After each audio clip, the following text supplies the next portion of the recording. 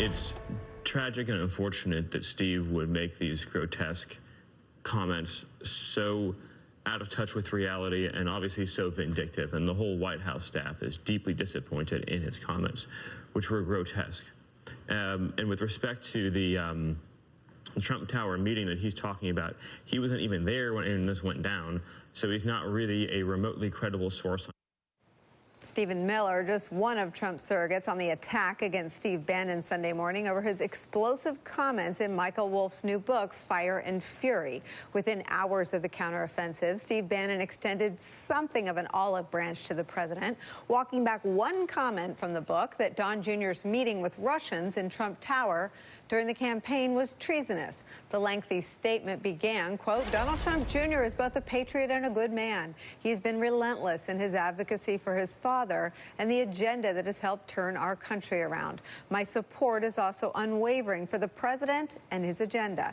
My comments were aimed at Paul Manafort, a seasoned campaign professional with experience and knowledge of how the Russians operate. He should have known they are duplicitous, cunning, and not our friends. To reiterate, those comments were not aimed at Don Jr." For the record, the author of the book himself vehemently disputes Bannon's redirection. I like Steve. I'm grateful for the time he gave me, the insights he gave me, and I don't want to put him in more hot water than he is already in. But that statement's false. It was not directed at Manafort. It was directed directly at Don Jr. I love Steve Bannon. Big tough guy, revolutionary. How fast they crumble. Right. You know, how fast they crumble and fold. Well, you fake. What did he say about Don Jr.? He said Don Jr. will be cracked on like an egg on television. Like Steve Bannon, man of the people, charging up a hill. So this is a good point. I mean, he didn't walk back the rest of it. No. I mean, he called Ivanka Trump dumb as a brick. Right. He went after Jared Kushner repeatedly. It's not just the one comment made about Don Jr. It was repeated comments made about his family and repeated comments made about the president. He's lost it. Remember, he said, I think he's lost it.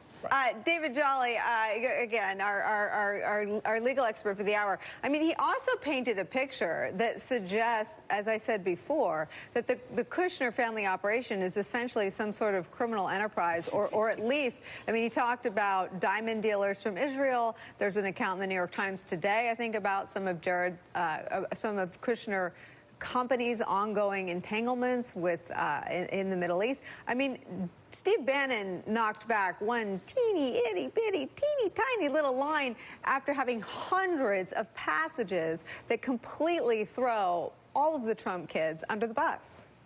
Yeah, look, for Michael Wolff, he pulled the curtain back on everything we know. He affirmed the suspicions and the reporting of so many people that have done great work over the last year who have had a glimpse at the Trump world, if you will. Here's the interesting question for Steve Bannon, because we know that he and Donald Trump are going to make up before the 2018 cycle. We know they're going to get behind candidates. That is an absolute truth.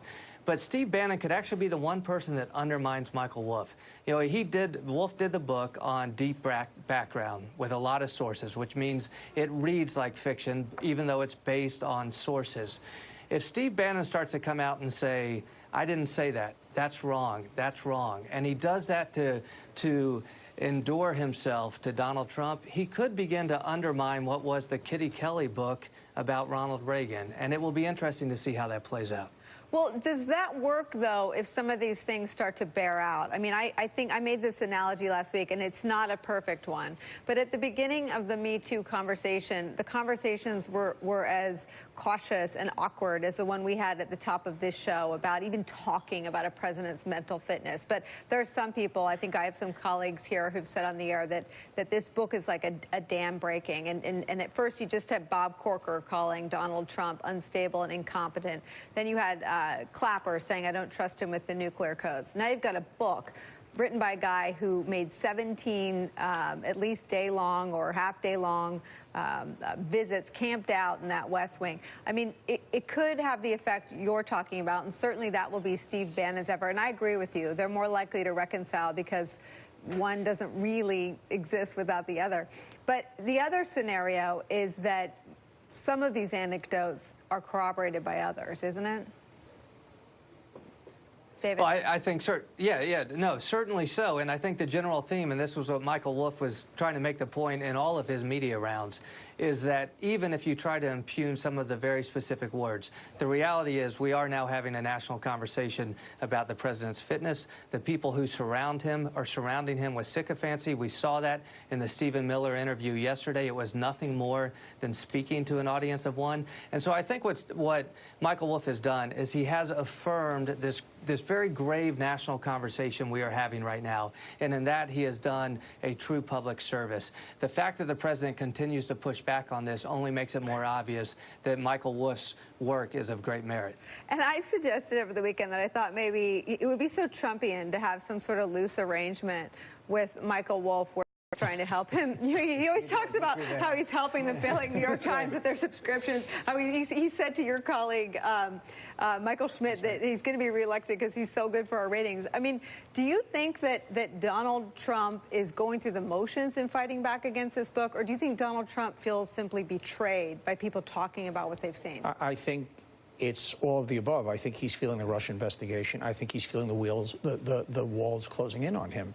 And I think, once again, the book is the book, but the behavior of the past 13 months speaks for itself. So we don't, all of a sudden, I don't see this book as maybe it's permission for the media to talk more about it, but I don't think there's anything in this book that for the somewhat kind of focused person following this, that you go, oh my God, this isn't, wow, thanks. I mean, so I think this will continue, yes, and it will only grow. And I think you saw Trump's very, very awkward reaction because he is feeling cornered in.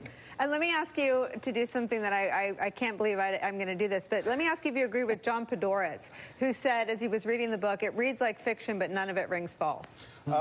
Yeah, that makes perfect sense to me. It reads like sort of a dumbed-down version of House of Cards, and I can see why they're embarrassed about it. But the reality is, if he didn't behave the way he does, no one would believe it. Just like the dossier last year, your behavior allows people to believe what's in the book. All right, up next, the curious case of the president